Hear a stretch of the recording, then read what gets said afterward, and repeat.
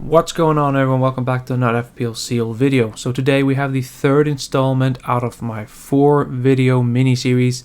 I've already done the goalkeepers and the defenders. Today we have the midfielders. If you do enjoy these videos, please consider liking the videos and subscribing to the channel.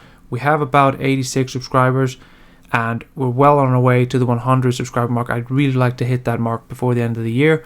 So if you could subscribe to the channel and help me grow this community, maybe share it with other people, that'd be fantastic. Without further ado, let's get into the midfielders. So here we have the best fixtures and they're lined up by the attack. So Chelsea and Man City are expected to have the easiest fixtures for their attack from Gw17 to Gw22. Of course, Chelsea have Bournemouth and Nottingham Forest, and then Crystal Palace, and in between that they have Man City and Fulham in a double game week, and then Liverpool and Fulham again. Leeds, Everton for Man City, Chelsea, and then a double game week of Man United and Tottenham, and then of course Wolves and Tottenham. So the color arrangement, green of course being the easy ones, grey being tricky, and red being really difficult. That's just kind of my thinking. It's not necessarily based on the FDR chart for Fantasy Premier League. Wolves is green here, and so are Aston Villa and Brentford. But the thing is, these teams may as well be grey. I mean, Aston Villa have Unai Emery. We don't know what that's going to do. Surely they're going to play a little better. Lopetegui, he should get Wolves playing relatively good football. So there are very decent teams here that could still turn grey. So keep that in mind when building your team. Fulham, of course, they have very decent fixtures, at least in the first half. That's 17 to 19 looks pretty decent. Then a little trickier in 20 to 22.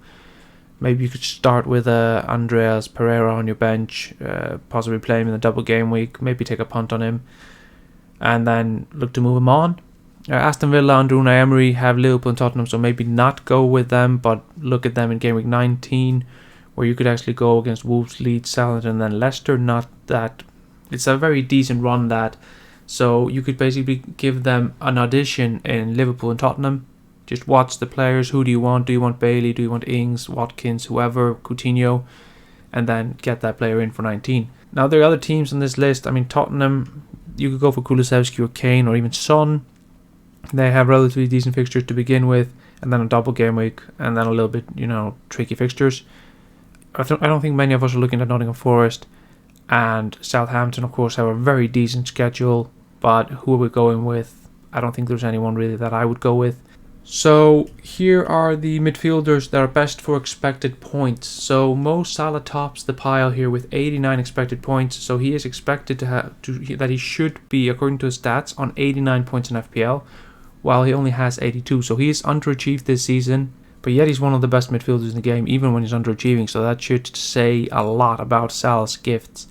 Now, De Bruyne is second here, and he has overachieved. He's got 90 points. He should only have 78, 79 points. So he's overachieving his stats. Maybe something we have to keep an eye on.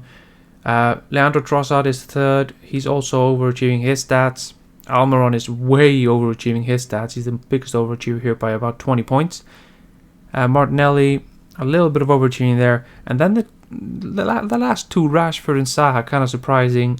They're getting big chances. They're not taking them. And they should have a lot more points. Rashford should have about 71. Zaha should have about 68, and they're both very disappointing. So maybe those are players we should be looking at for the second part of the season. A little bit more on the stat wise, we have best for XGI, so best for expected goal involvement. We have Salah with 11.7 expected goal involvement, but he's only got 10. De Bruyne has 13 goal involvements and should only have about 10.6, so about 11.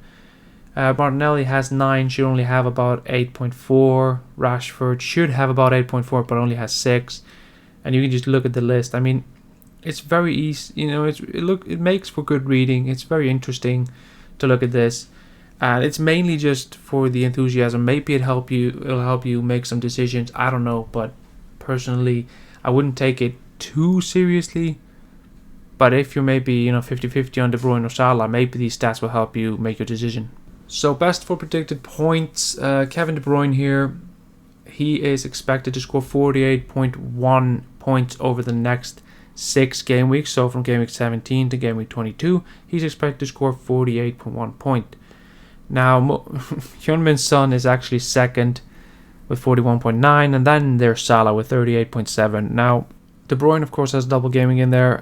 Salah, he does not, but Son does, so maybe that affects it a little bit. So if Son and De Bruyne didn't have it, I think it'd be a little closer. Maybe Salah would be above Son, but maybe this should tell you that you should be going with De Bruyne. I don't know. You can read into that the way you want. Fourth there's Sterling and Mount, and then there's Bernardo and Gundogan. So I don't think a lot of us are going to be looking at Gundogan because this doesn't take into account that he doesn't play like every game, the rotation from Pep and the rotation from Potter as well with Sterling. So at your own risk, of course. I think the last four on this list are quite...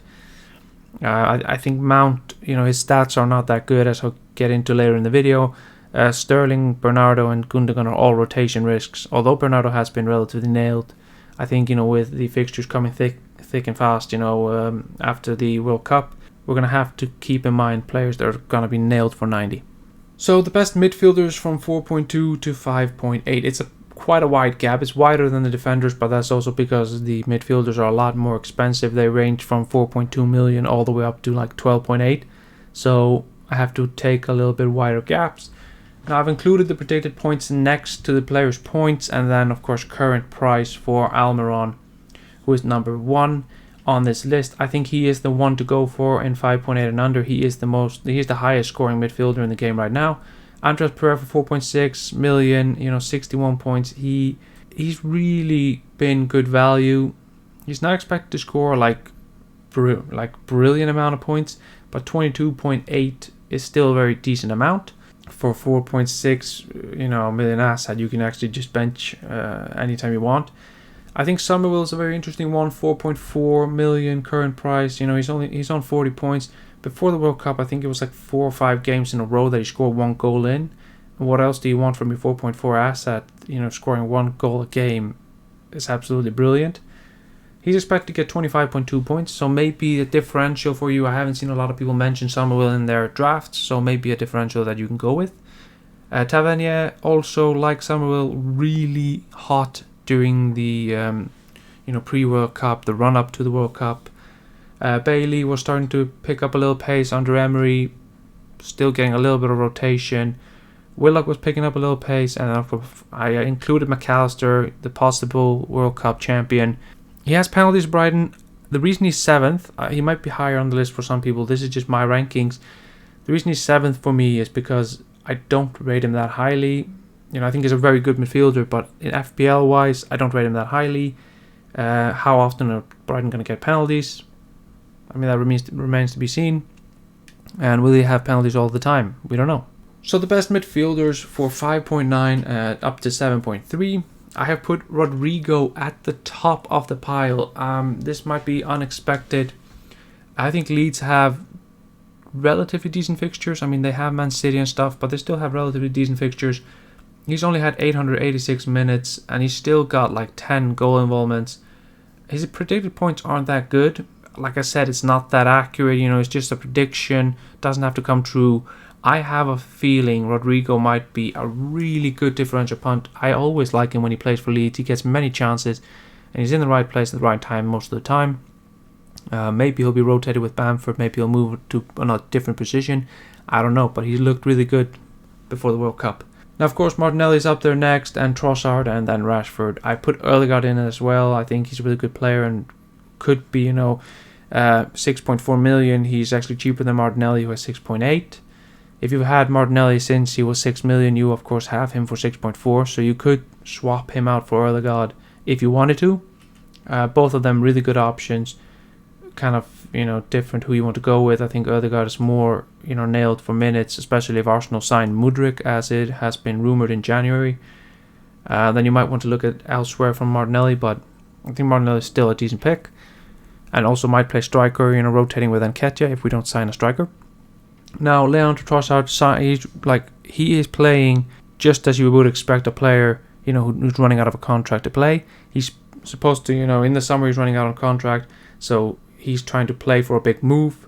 I think Marcus Rashford is kind of in the same scenario. He is running out of contract. Of course, United can extend it by 1 year, but he's kind of playing like a man who really wants to get a big pay raise out of Man United, or, you know, a move elsewhere. And then, of course, I put Bernardo Silva down there. I couldn't really not go with him. He's been pretty nailed in that Man City side. And out of these players, he is the one who's expected to score the most points. So I couldn't, like, not have him on the list. But I'm not overly keen on him. I'd rather have Foden or KDB as the midfielder. But if you're looking for a budget option, he's only 6.9 if I remember correctly. So could go with him. But in the end, I think Rodrigo's the one to go for here. Martinelli, Trossard, Rashford, all brilliant options. Rather got Bernardo Silva, a little bit differential. We'll see what you want to go with. Now here are the midfielders who are 7.4 million up to 8.3 million. We have Mason Mount as my number one pick, mainly because of the fixtures and the fact that the predicted points expect him to score very highly. Foden would be number one, but I'm afraid that he will be rotated quite a bit with the fixtures coming thick and fast. You know, and with the quick turnarounds, I think Pep's going to rotate him just like he did when we all jumped on him. So I'm a little scared of that. And of course, then we have Bukayo Saka. He's third on my list. He's one of Arsenal's, you know, main men. He is a key player in that Arsenal side with Mikel Arteta. I don't expect him to be rotated a lot, but for 8 million, I mean, you have already got Martinelli and Odegaard, so I'm thinking maybe there's better value elsewhere. Maddison doesn't have the fixtures at the beginning. Has decent fixtures coming up after that, so maybe if you have an 8 million spot like Foden or Saka, you could swap it. Then you have Kulusevski. You know, he is a very decent player, decent option. I'm not overly keen on him because I think there are better options out there, but might be differential. Tottenham have, like I said, 3 fixtures that look decent on paper. He just hasn't been fit. And then finally we have Anthony on the list. He scored 1 goal in his first game, 1 goal in the second game, 1 goal in the third game, and then he just kind of stopped. I think he's relatively nailed in that Ten Hag side. I would expect his minutes to go up, and then of course I expect his points to go up as well. So you might be, you know, doing shrewd business by going on him early. He's expected to score 24.8 points.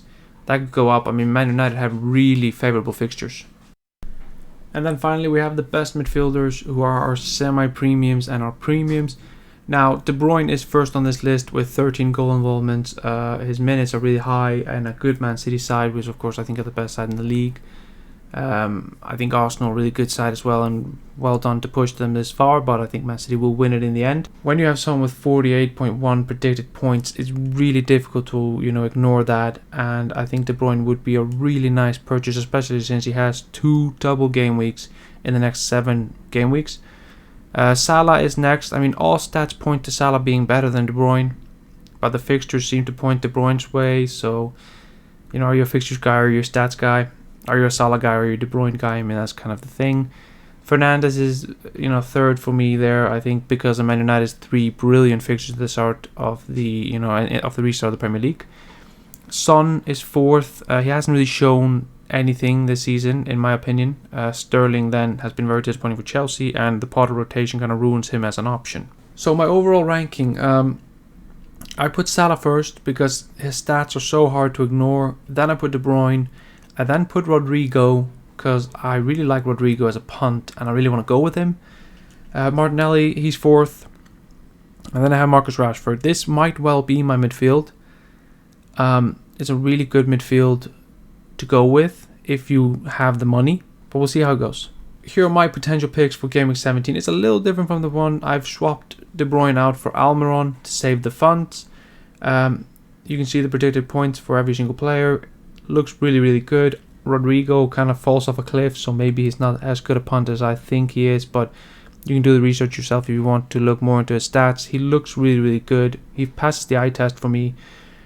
But the reason, you know, Almiron and Rodrigo, they could just rotate with the bench. You know, when Almiron has good fixtures, Rodrigo can be on the bench. And when Rodrigo has good fixtures, you know, you can just pop Almiron on the bench. At least you have both of them. It's quite light in funds. So, of course, it allows you to use those funds elsewhere. You know, attack and defense, possibly a premium goalkeeper if you want that. The biggest problem I see with this midfield is the fact that you don't have a good price point selection. So price point selection would be basically a premium, then an 8 million midfielder, then the 6 million one, and then like 5 million, 4.5 million midfielder, whatever. So you have a price point, you know, a player needs a price point, so it's easy to go to Foden and stuff. You really have to move stuff around to get Foden in, to get Fernandez in to get Kulusevski in or whatever. But otherwise, I really like it. I think it's a really sexy midfield. But that's gonna do it for the video, guys. I hope you enjoyed it. I hope you consider liking the video and subscribe to my channel. I will have, of course, the striking video up next time, with the forwards. Hope you look forward to that one. Then I'll probably have some Gw17 Wildcard drafts for you, and hopefully another tactical video. Those take a little bit more research, a little bit more work, and a little bit more time. So I really wanted to get this out there first, and then do some tactical stuff, because I can always do that after the deadlines. But yeah, leave a comment below your thoughts, for the Gw17 deadline. But I'll catch you next time. Goodbye.